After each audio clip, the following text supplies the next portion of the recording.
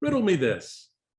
How does a Democrat beat an incumbent Republican for statewide office in Iowa since former U.S. Senator Tom Harkin did it in 1984? And how does a Democrat engage in political discourse with those who see him as the enemy? And how exactly, again, does a Democrat win in rural America? Well, my guest today on the Michael Steele Podcast is Iowa's current state auditor, Rob Sand, who can give us some insight into those riddles and why, more importantly, public service ultimately matters way more than politics. Not only has he shown success through his service as auditor, but he's shown success in his style of politics, which is actually warmed up a few Republicans for him. Oh, and by the way, we'll get into how Rob won that ultimate lottery ticket. We've got Rob Sand coming up on the Michael Steele Podcast right after this.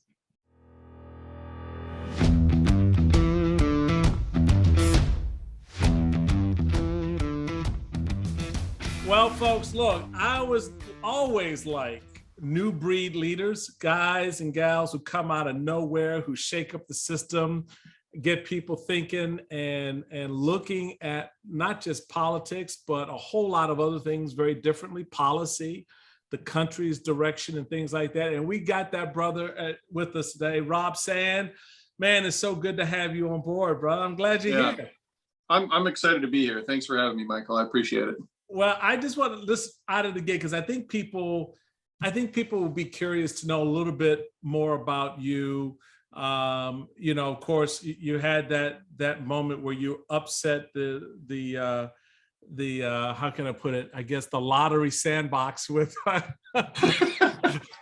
Yes. Yeah. 10 years of a good thing going for one guy, not as good for anybody else. But yeah, we took care of it. Well, tell us a little bit about that. Your book, again, is the Winning Ticket, Uncovering America's Biggest Lottery Scam. It's complicated, as you note. It involved a lot of intricate pieces. Walk us through about how you approached that, how you dealt with it, and how you really wound up pushing up against the system. Sure. This was a case. So prior to getting elected state auditor, I was in the Attorney General's office in Iowa, assistant Iowa Attorney General, and had been prosecuting most of the public corruption in Iowa. And this case had been around for a little while. It was kind of this mystery $16 million lottery ticket somebody bought, but nobody had claimed. And then at literally the last day of the claim period, the ticket gets turned in, physically turned in. It might have been within the last 2 hours, and it's turned in by a law firm on behalf of another lawyer in New York, who's presenting it on behalf of a third lawyer in Canada, who actually isn't claiming it himself, but is claiming it through a trust from Belize, the country, like just south of Mexico. Okay, all right. So let us just set the stage here so people understand. So you got a trust in Belize that's got a lawyer in Canada that's going to put in a claim for it in Iowa through another lawyer who's going to then bring it and present. Really? In New York. Yes. In New York. Yes. Yeah. So credit to the Iowa lottery. They were like, we have questions, You think? Yeah. Well, no, there's a lot of lotteries out there that they don't ask questions. Like they're like, we exist to pay people money. When they give us winning tickets, that's the winning ticket, and so we're paying you the money. I tend to appreciate the Iowa lottery's approach. They said, hold on a second, we have a lot of questions here, and the people involved in claiming it couldn't or wouldn't answer those questions, and they ended up saying, you pay us this money, the $16 million, Iowa lottery, or we are going to sue you. And to the credit again of the Iowa lottery, they said, cool, sue us. Because now we can get to the bottom of everything. There you go. Exactly right. Then we get discovery, that process where we get to ask you questions and you have to answer them. Right. So that made them run away scared, and a criminal investigation started. It went on for about 2 years with some advancement, but just a lot of brick walls.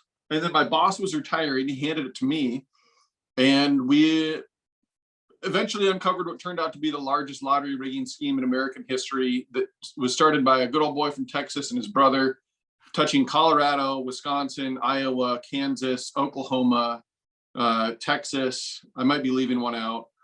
Just a wild story. And Michael, so the book is a winning ticket. I recommend reading it. Even you can't believe how ludicrous I know, this is. still. And you prosecuted it. I have a hard time with it. They used people to claim the ticket who were disconnected from Eddie, who was the mastermind, it was kind of an inside job. But some of those people knew Eddie and his brother because of Bigfoot hunting. Like, they think Sasquatch is real and they go hang out in the woods looking for Sasquatch. So we have Bigfoot hunters tied into this whole thing. Oh my God. It's wild.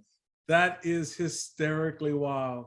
Well, Yeah. it's a fun read to sort of just get into the but how much altogether was mixed up in this? It was the $16 million out of Iowa, but there are other states as well, right? Yeah, face value on all the tickets, if I remember right, was about $25 million. Please. And they were, I know. And they were doing the lump sum payout, which is pretty smart when you're committing fraud. You want to get all of that as soon as possible in case somebody figures that out at some point. So they didn't get the 25 million. A lot of that wasn't paid out or was cut down because they were taking those lump sum payments. But it is a crazy story, and it's one of those things that, for me, really, the book is not just about the legal case, because it was such a strange case with so many legal wrinkles. Right. That a lot of my decision making in the case really was informed by having grown up in Decorah, Northeast Iowa, a small town upbringing, and kind of the values that I felt like my parents and the people around me in that community drilled into me. Hard work, doing what you know is right, even when you don't think there's going to be any outcome for it, which is really, that was the expectation when I got this case. It was kind of like here's some busy work for you. And I was like, thank you very much. Yeah, we really want you to work late at night. So here, this is keep you busy. Right. Along with all your other cases. But it was, that was a big piece of it. It was just sort of taking this case that I expected would go nowhere, that I expected would do nothing, and doing the right thing with it, and continuing to do that all the way through until it was finished. So you whipsaw from that into becoming the auditor of the great state of Iowa. Tell us about what an auditor does, because every state calls it something different. So that's right. Yeah. And in Maryland, do they have the comptroller? Yeah, we're comptroller in Maryland, right? Yeah. I actually ran for that office. I ran for comptroller in 1998. And was summarily told to sit my ass down. So I learned how that would go. But yeah. So in Iowa, long story short, the office is the taxpayer's watchdog, and we do financial audits, public corruption investigations, and then the other thing that we've started doing, which really was probably the single reason I ran, was promoting government efficiency. Just finding ways to save money. The office had always had the ability to do that, and I noticed when I was thinking about whether to run for it, that it wasn't doing it as much as it could. And I was like, man, why would you not do that? Like, who is it that is telling you, no, please don't save taxpayer money? We are opposed to that. And it was such an opportunity to do good. And I feel like if you're in public service for the right reasons, you're looking for places where you can have a positive impact. And I'm looking here and I'm thinking, man, okay. So this office does these public corruption investigations that come to my desk in the AG's office. I know those people. I like the work they do. I think they do good work. And yet they also could be doing this efficiency work, and they're not. So I can go in and work on those public corruption investigations, help them improve a couple issues I've noticed while also starting this efficiency program. Sign me up. Yeah. What a way to have a positive impact. Yeah, no, I love it, man. I really do, and it's one of the things that I wanted to really kind of get to by way of this part of the discussion, is give people a sense of how you kind of look at your responsibility, your public service responsibility, whether it's in the prosecutor's office, whether it's in the auditor's office, because a lot of people are noticing that. A lot of people paid attention to it. In fact, there was an article, which I love the headline. It was "The Bow Hunting Influencer of Iowa Democrats," which of course he had me a bow hunter because even though I don't hunt, it's just fascinating to me. And so they talk about the influence that you've already had and are having inside Iowa Democratic politics. Sure. That has, it's like a sort of a cross-partisan brand to it. You have appeal among Republicans as well as Democrats. What is it? What are you finding out there among voters that makes your brand work? And by brand, I don't mean to cheapen your successes and your efforts. What I mean by it's that thing, that style that defines you to voters or to consumers as well of information, et cetera. No, I get what you're saying. We joke about that a lot. It's a hot word to use, but it people understand what it means, what the idea is. So I don't feel that it cheapens it. And you and I were joking about this, before we hit record. It's kind of like, this is what I have always been about.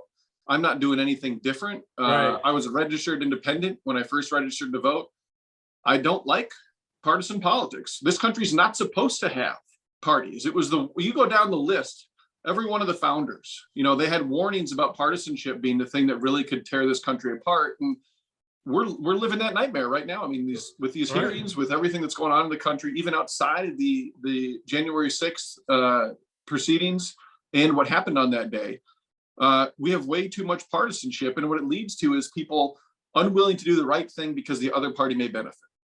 And that is the precise opposite of what I want. It's the precise opposite of what I've always wanted in the office. So I was the first Democrat elected to this office in 50 years, 50.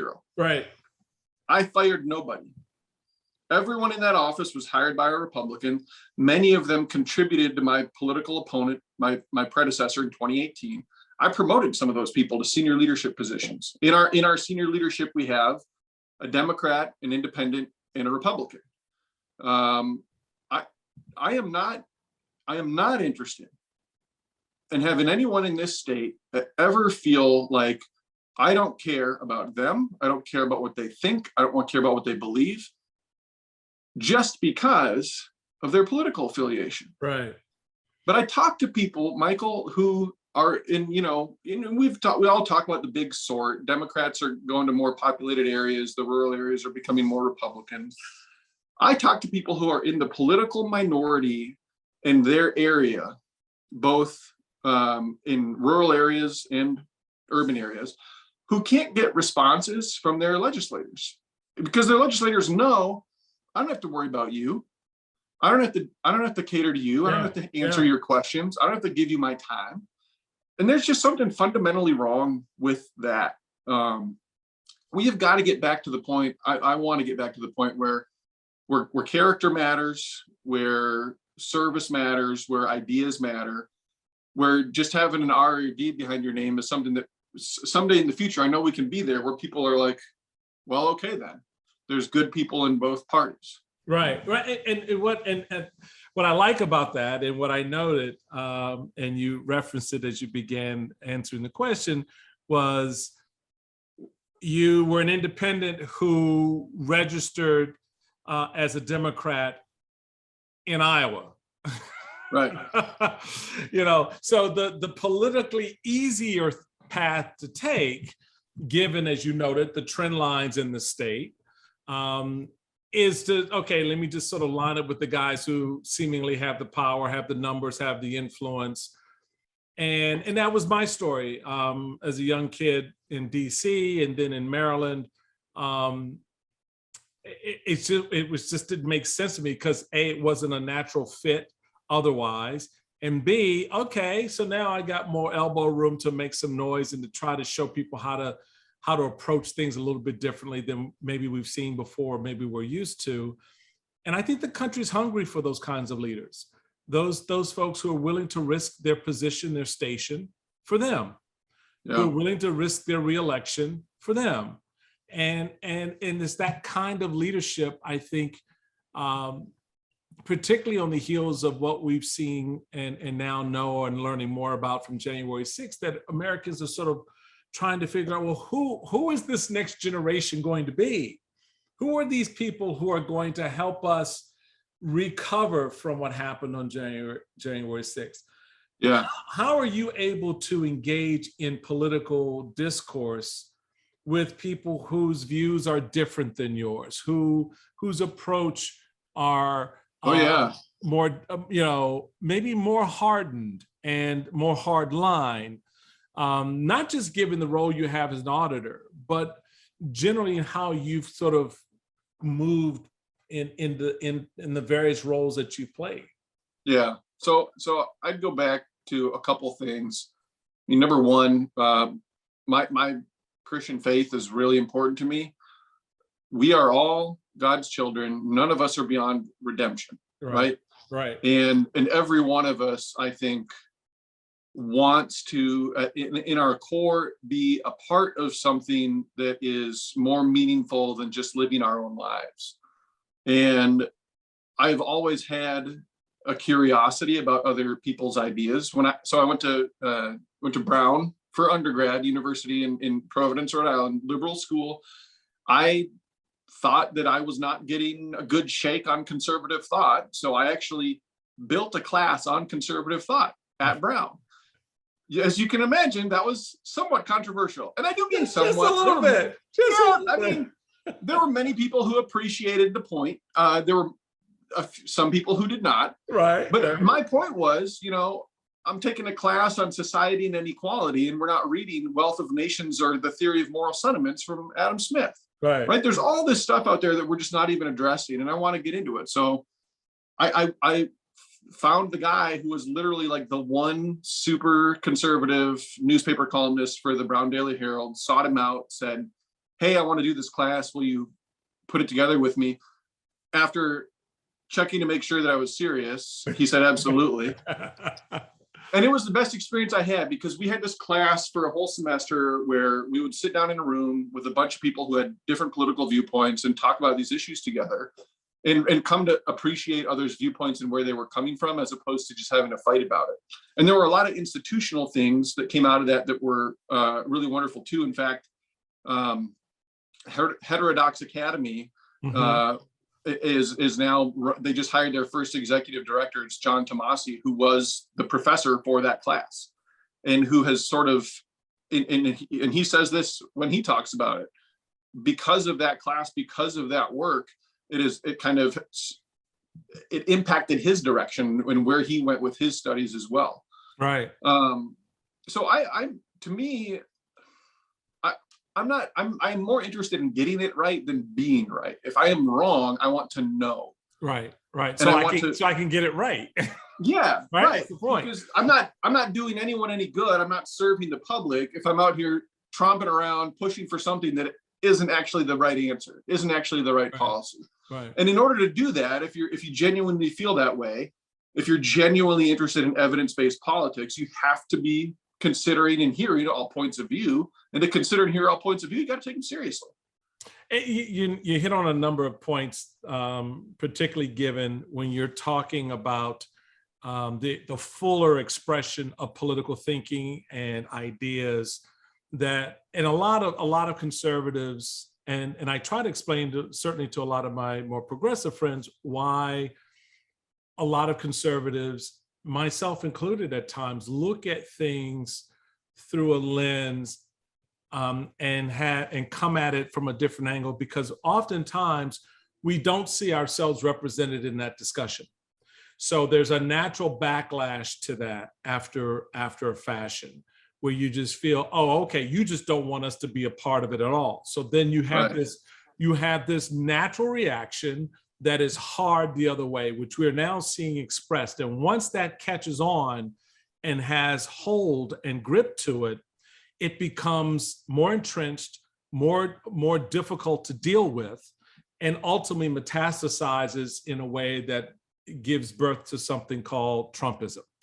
And I try to explain that in the context of the evolution between the frustration of Republicans in the 1960s and 70s that led to a reaction under the leadership of Newt Gingrich in the 80s and 90s that would further evolved after big government republicanism under Bush as they saw it, and then the natural reaction of Tea Party that became Trumpism. And you can see that arc around the lines that you aptly discussed.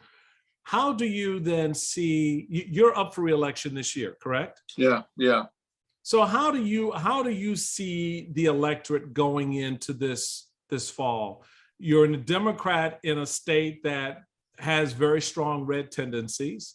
You've been very successful in creating a relationship between Democrats, independents, and Republicans in a way that people see you as the political whisperer out there who's kind of has his finger on a pulse that no one else does. How do you assess going into the fall? So I think that, look, I mean, there's one inescapable thing, which is the president's party almost always loses in midterms, right? So it's going to be tough. Now, historically, Iowa has really been a bellwether and has always voted for that Democratic president. And so that just meant that 2 years earlier to that midterm, there were at least more people in Iowa who were willing to support them. So it is going to be tougher this go around. But my hometown, Decorah, is from the epicenter of Obama-Trump counties in the entire country. The Driftless area, Northeast Iowa, Southeast Minnesota, Southwest Wisconsin. Mm-hmm. And so that's who I am. Those are my people. That is where I grew up, birth to 18. And to me, a lot of people look at Iowa and they say Iowa changed. It went Obama twice and then Trump twice. And those two things are very different, and they are very different. But there is one thing that unites them, which is they went for the outsider, and then they went for the outsider again. Because in 2008, Interesting. With both with Obama over Hillary in the Iowa caucuses, he was the outsider. He was the guy that was offering hope and change, and people wanted that. And then we picked him over McCain, who I have so much tremendous respect for. But McCain had also, he'd been in Washington his whole career, and he was towards the end of his career, and Obama was more towards the beginning, and he was someone that we could look at who say he's not going to be stuck in the other ways of doing things. But then, we hit the point where in 2016, not a lot had changed. It had been very frustrated. But keep in mind, Mitch McConnell comes out there, he says our number one priority is to deny Obama a second term. It's not like Iowa was really happy with Republicans, the establishment. Right. Because the Republican establishment to a T said, watch out for Donald Trump, right? Yeah, they did. Everybody. Yes, they did. And so in very clearly, in other states, they said, thanks for the tip. He must be our guy. Because the point was not, we tried Democrats, now we're going to try Republicans. The point was, we're really frustrated with Washington. We sent this guy who we thought really meant well and wanted to do well, and all you did was block him. So now we're going to send somebody who's just going to blow it all up. Right. And I never voted for the guy. I didn't support the guy.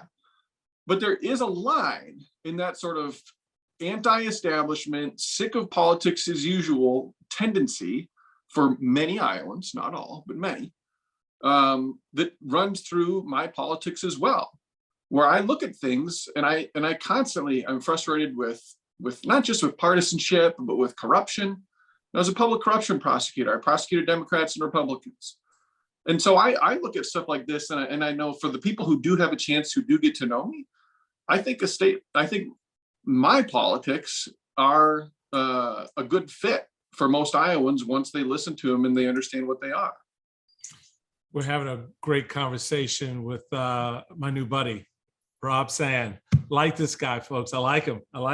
I say that not as a Republican, but as an American. We're going to take a quick break. When we come back, we'll have more with Rob Sand right after this.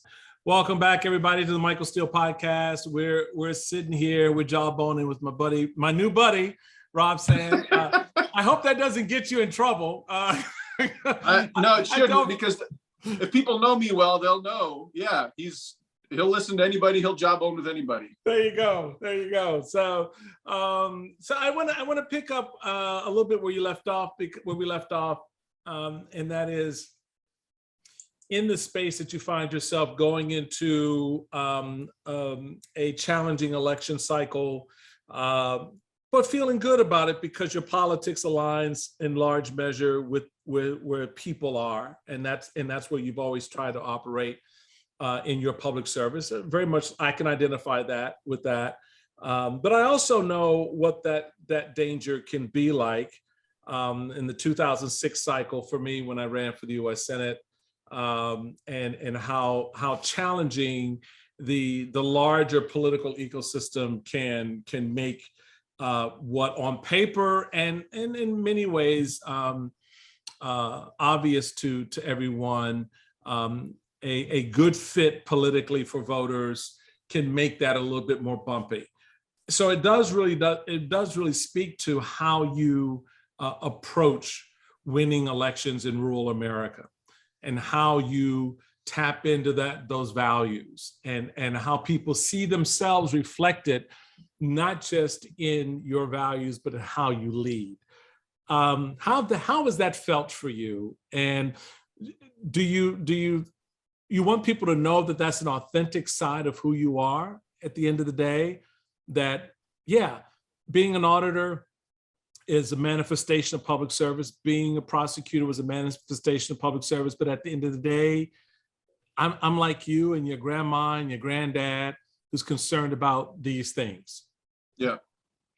I think most people, there's a lot of diversity in rural America, which few people acknowledge, but there's a couple of different ways that I think that folks in rural areas can look at me and see someone that they want to support. Number one, there's an appreciation of rural lifestyle, right? Like, so I bow hunt. I don't just bow hunt, I hunt with guns too. Right. I'm a gun owner. I grew up hunting and fishing. It's not something new. I started it when I was young. I did the youth season with my dad. And I still do that stuff. We've got two boys, 8 and almost 6. They've each been out in a tree stand. It's something that's important to me, not just for the fun, but a way of life and a lifestyle and a way to connect to the world. Sure. The other piece, though, I think I go back to is sort of, and I don't want to say bipartisanship, but anti-partisanship. Right? Nobody in the city council meetings. I mean, we are seeing sort of politics and partisanship and infecting lower and lower and lower levels of government, or maybe better put, not lower, but closer, right? Mm-hmm. But people, I don't think, want that. Most people don't look at, okay, who's this person stopped on the side of the road? What's their party registration? I don't know if I'm going to help them. Who's this person who needs my assistance over here? Why would I do that? This guy wants me to play. He needs one more person to put a softball team together for the local softball league. Well, I don't know. They're a bunch of this party and I'm on that party, so I don't want to do that. I don't think that most people think that way. But it's not enough to sort of like just sort of say, I don't know. Like, I talk about it a lot because it really does define the way I view politics, but also because that's how important it is to me. And I think when people listen to me, they hear me talk about it enough that they understand, like, this guy's serious when he says that. Right. It's not Democrats working with Republicans. That's fine. But bipartisanship is fine. But what about independents? It's the third of the state of Iowa. Right. What about people who feel politically homeless? I mean, why, Michael, in a country that celebrates Independence Day, do we tell independents that they can't vote in primaries? What are we doing? I know. Why can't they just show up at the ballot box and you just had to say, which ballot would you like? You want a Republican ballot or Democratic ballot? Okay, I want a Democratic ballot. Okay, I want a Republican ballot. Okay, go vote. Why? Yeah. Because the party system doesn't trust that. and they Yeah. don't trust it because they can't control it. Amen. Amen. There are so many people who have been in politics. They have made their living doing this, and they don't want to change from what it is because that's going to be harder. And they don't know that they'll be able to continue to do it because it's going to take a lot of work to understand. And so That's right. we all sit here in this awful system that pretends there's only two ways to think when we all know that that's a fiction. And yet we sort of put up with it, and it's ridiculous. I tell everybody, I literally, anytime partisanship comes up in conversation, I tell everybody, go read The Politics Industry by Catherine Gell and Michael Porter. There are things that we can do to fix our politics, that we can make a system that's more inclusive, that lets it be more than just the lesser of two evils. Yeah, yeah. In a way that's really meaningful for people, and that I think acknowledges the intelligence that people have and the complexity they have about their beliefs. I appreciate your shout out to my friend Catherine Gale. I love her to death, and we've been working together in her final five Yes. process, and very, very much a strong advocate for that. Absolutely. You would have loved this, Rob. So since I got an Iowa boy here with me, I got to share. So when I was RNC chairman, the previous convention, the 2008 convention, charged the incoming chairman, not knowing who it would be, to review our primary process for the 2012 cycle and beyond. Okay. So that meant in 2009, the new chairman elected by the party in 2009 after the 2008 election would have this mandate to review our primary processes and procedures, which under our rules you can only do when the previous convention tells you can do it. Unlike the Democrats, who can just, like tomorrow, if they wanted to have a meeting about the upcoming convention, they can. I mean, their system is designed differently. Ours, it's all planned and so forth. So I said, okay, great, let's do this. So I put together this commission inside the party to look at this, and I had all these folks. And of course, I had the main staple of Iowa, New Hampshire, South Carolina, and Nevada. Well, didn't have Nevada because Nevada at that time was not an early primary state for us. It wouldn't be until the 2012 cycle. And that was one of the changes that I got through, adding Nevada after talking with Tim Kaine, who was the DNC chairman.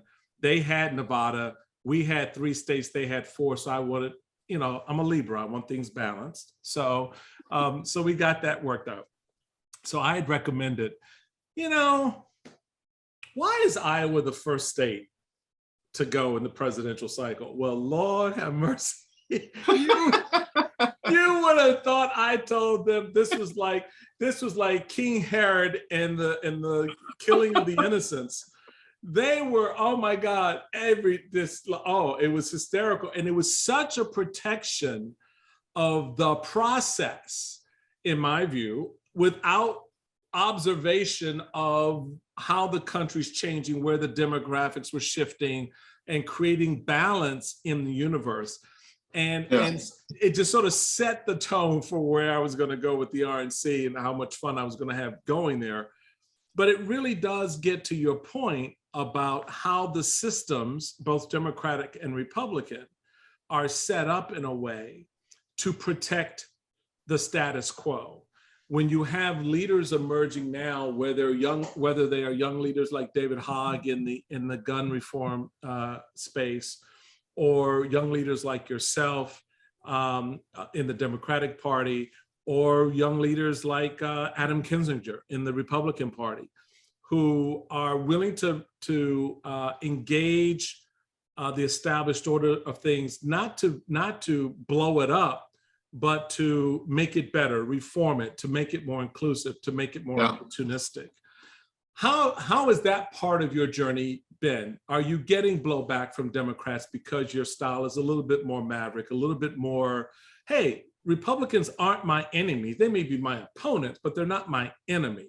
I'm not, when I go bow hunting, I don't put a face of a Republican on a deer, before I shoot it, So how are you finding that now? Yeah, no, I do get some pushback. And that's fine. I'm not, again, I can't remember if this was before we hit the record button or after, but if we are not here to say what we think is true and try to make where we live a better place, then what are we doing? Yeah. And so if people in my party disagree with me, if they think the solutions that I prefer, the way I talk about things is not what they like, that's fine. I still care about them and their opinion the same way I would about Republicans. I still want to know what they think, and I'll listen. Right. Because I will. Right. Maybe they have something to say that I haven't heard before that maybe will make me pause and go, okay, I'm going to sit on that one for a while. I'm very active on social media. Anybody can find me on Twitter or Facebook at Rob Sand IA. I respond to people. I reply to people. And those conversations sometimes go a little bit, but sometimes those tweets, those replies sit with me when they're engaged in good faith, right? Right. But the bottom line is, to me, if I haven't been convinced of what you have to say or the disagreements that we have, if I still believe what I started believing when we started, I'm fine with that disagreement. I'm not going to not say what I think just because I'm worried that it isn't the right answer. I'm much more inclined to phrase it differently, to try to convince you, to try to put an angle on it that you haven't thought about, so that I can bring you over and help you understand why I think this is a good idea. Well, I just followed you on Twitter. So you and I are going to be engaging. Excellent. I think I already follow you. Yeah, I see that. So we go work in the same space here, share some ideas. So, here's the rub in when you kind of break some of this down. What's your assessment of what you've seen from the January 6th Commission, taking political blinders off and not even, just as an American, certainly someone who's currently in elective office, how are you assessing what the commission has shared with the country so far? And what do you think it says or doesn't say? It's a deep question. I watched most of the first hearing. I've read a lot of the coverage of the other ones. And so there are people out there who have watched more of it, who have a better understanding of every single piece that has come out of it. I guess I come away with it from it with a couple of thoughts. Number one, thank goodness for a handful of people who refuse to do the wrong thing. Right? And those people by and large are Republicans, by and large are Trump supporters, but they drew a line for their country. And they said, no, I'm not going to be a pawn in your game. That's not what I'm here to do. I'm here to honor our system. I'm here to honor the will of the people. And I'm here to, again, just to do the right thing. So thank goodness that we had enough of those people in the right places. Conversely, Michael, it's terrifying. Yeah. How much we had to rely on really a dozen of those people to do the right thing. Yeah. That's really scary. And everything that happened to get us to that point is stuff that we have got to be addressing day one. The proliferation of misinformation, again, partisanship and tribalism that exceeds, almost anything else for a lot of people as a force in politics, both on the left and on the right. We're in a dangerous place as a country. Yeah. And you look around, and I think we can already see the consequences of a lack of political competitiveness, of a lack of accountability. In politics. Look at, Ted Cruz, right? Goes to Cancun after Texas loses electricity. Yeah. Why does Ted Cruz feel comfortable doing that? Because he's a Republican in Texas. Right. What else are you going to do? Right. Look at the Montana governor being absent in Tuscany as Montana is undergoing a 500-year flood. Incredibly dangerous, right? And he's just over in Montana hanging out. Because again, he feels comfortable enough as a Republican on Montana to say, you're not going to hold me accountable. We have you where we want you, and you're not going to do anything about it. That makes me really mad. And it makes me really worried about our direction, because we need the ability to reward our leaders for doing right and punish them for doing wrong, as opposed to just looking at the letter behind their name.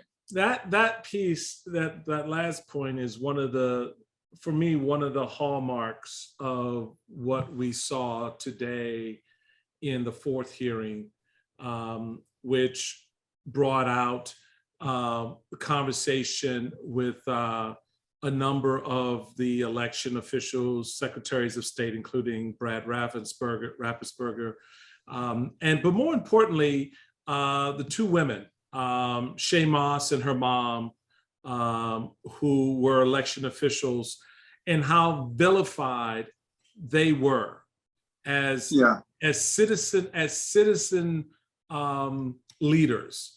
They don't, they're doing a job where they're getting paid barely enough to catch a bus, to go to the job.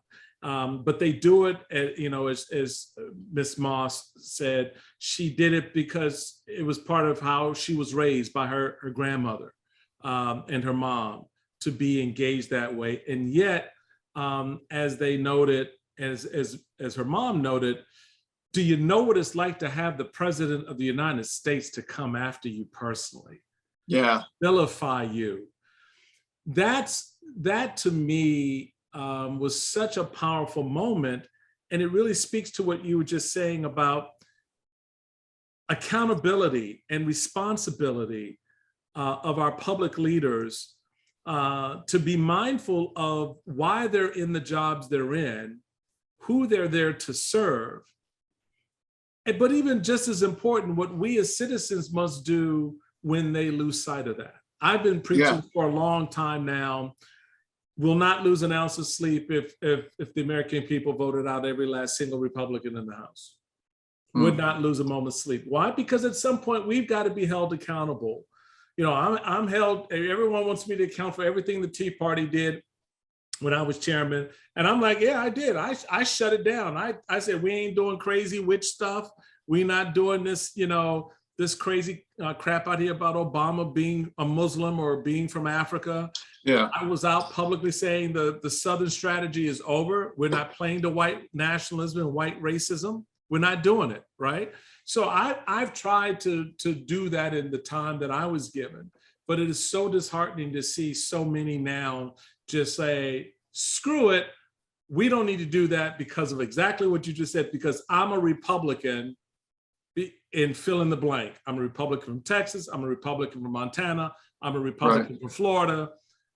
I'm not accountable to anyone as long as I account to Donald Trump. And I think that I know Republicans who have a problem with that. The frustration is, okay, so why can't you join the rest of us Democrat, independents, and Republicans and say that? Yep. It's got to be hard. I can imagine when you're out there and you're trying to navigate those conversations, to get people blow back up on you because you're taking a principles position for the Constitution and your state and for the citizens you serve. Is it disheartening? Is it frustrating? Do you like, you know what? I've done 4 years as auditor. I'm good. Some days. Yes. The thing I really miss about litigating, about spending time in court, is when someone lies in court, it typically matters. Yeah. The judge or opposing counsel reads the rest of the decision after the sentence that you pulled out, and they're like, that's not what that means, or the jury remembers that testimony that completely contradicts the story that you're trying to tell them. They're like, right, that's BS. And I miss that accountability. I miss that incentive for people who do not prioritize honesty to be honest anyway. And so at the end of the day, for me, when I get people who are pushing back, when I look around at the situation I'm in, and I'm well aware, I don't know what, 40% of the state of Iowa, will have almost no way to win their vote in this race because that's the way it's going to look, and they're just never going to vote for a Democrat. I don't take that personally. That is the environment that we are in. Mm-hmm. But it's not healthy the other way either, right? I am sure I have offered multiple good ideas to the Iowa legislature, and they've rejected them. And everyone has told me these are getting rejected because you're a Democrat. I am certain that in New York and that in California, there have been at least a couple of good ideas from someone who wasn't a Democrat, and they just tossed them out because they weren't in the club. They weren't one of the insiders. Yeah. So this isn't a problem for me. I don't take it personally when people feel that way, but it's a problem that we all have an obligation to solve. Because if we want good things to happen, we have to be willing to admit, again, to go back to truth seeking, we have to be willing to admit that good ideas can come from anywhere. And what maybe was a bad idea 10 years ago, all of a sudden it's like, oh, wow, now that seems really good. We should be willing to reconsider those things. So I don't take it personally when people disagree with me. I tend to prefer conversations with people where I have disagreement. I think that's more interesting. But again, at the end of the day, like, I'll sit down with anybody, I'll talk to anybody. And I think that's important because the only way you are never going to get someone to see an issue in a different light is by never recognizing that they even have the ability to do it. So as before I let you get up out of here, because I know you got a state you got to go audit. I always hated people when they ask me this upcoming question. You already know what the question is going to be. You've got your election coming up this November. You're on the ballot. You're going to run your race, and you're going to focus on the good people of Iowa to get them through. What do you think the future holds? What would you like the future to hold? Yeah, good things happening. Yeah, I mean, a lot of people. Look, I'm the only statewide elected Democrat in Iowa under age 65. A lot of people asked me to run for higher office last cycle against Joni Ernst for the Senate and this cycle. And it's a really interesting thing to be in that position because you end up learning a lot about how you react to those kinds of things. Right. And my reactions to them have not been, oh, goody, people want me to do this. It's been much more like, anyone can, I am happy to see somebody else do that and be successful in making good things happen. I don't have to be the guy. And so what I've kind of realized is, I want to have the biggest impact that I can, but a big piece for me for running for re-election was having two little boys who want to hang out with me. My understanding is they will not want to hang out with me forever. They don't. No. I've got two boys, and I was really grateful they called on Father's Day. So we go. Yeah. And so I look at it and I say, what I want the future to hold is people doing good things. Good things. Anyone can do good things. I want them to happen. If it so happens that I'm the person doing them, great. I intend to do good things no matter where I'm planted. I will bloom where I'm planted. But I want to live a good life. I want to be a good dad. I want to be someone that my wife looks at and says, I'm really glad I married that guy. Not just today, but like 30 or 40 years from now. Well, I'm in that 30 to 40 year block, and yeah, Jay, that would be nice. Look, if you forget the bread on the grocery list, you're always down a notch. It doesn't matter. You're always going to go down a notch. So it's all good. Yeah. Oh, my man. Rob Sand, State Auditor. This is fun. The state of Iowa, champion of public service over politics. I like you, man. I like your brand. I wish you well this November. Feelings mutual. And, if I help you by cursing you out, or if I help you by embracing you, just call me. Anything I can do. I like good public servants. That's what it's all about for me. All right. I appreciate that, Michael. The feeling's really mutual. I appreciate you, brother. Well, that does it for our conversation today, folks. Really, really delighted that Rob had a moment to stop by and have a conversation with us. Don't forget to check him out on Twitter at RobSandIA, and check out what he's doing out there in the state of Iowa. And keep up with me as well at Michael Steele. I love it when you do. And don't forget, you can find us on Spreaker app, Apple Podcasts, Spotify, Stitcher, TuneIn, wherever you get your podcasts on. It always makes me feel good. if you like this podcast, give us a 5-star Apple review on Apple Podcasts. It really helps us. And you can find me again hanging out there just monitoring, because after all, I used to work for the government, and that's what we do. Until next time, y'all, be safe, be well, and have a great summer.